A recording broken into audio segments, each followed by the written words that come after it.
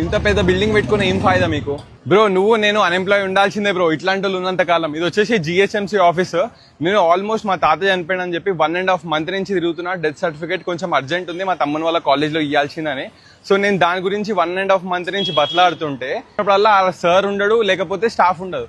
ఒకవేళ sir staff ఇద్దరు ఉంటే 10 నిమిషాలు కూర్చో, అర్ధగంట కూర్చో, 15 నిమిషాలు కూర్చోవయ్యా చేస్తాము అన్న మాటలు మాట్లాడుతారు. రాత్రి 8 గంటలకి మా ఇంటికి వచ్చిర్రు. నేను ఎంక్వైరీకి వచ్చినాం, నువ్వు ఏడున్నావు, ఇడికి జల్దీ రావాలంటే 5-10 నిమిషాలలో దిల్చునగర్ నుంచి ఇంటికి వచ్చినా. నేను ఇంటికి వచ్చిన బట్టే వెళ్ళిపోయాను ఆయన. నువ్వు లేవు, మేము వెళ్ళిపోయినాం.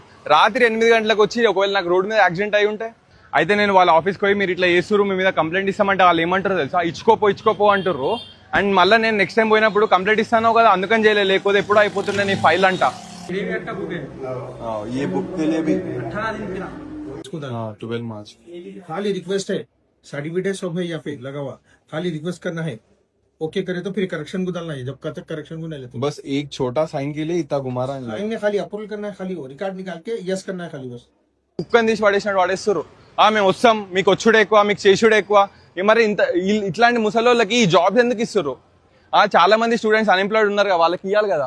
ఇట్లాంటి వాళ్ళకి ఎందుకు ఇస్తారు? సో ఇట్లాంటి వాళ్ళకి ఎవరు రియాక్ట్ అవుతారు, ఎవరు మాట్లాడతారు?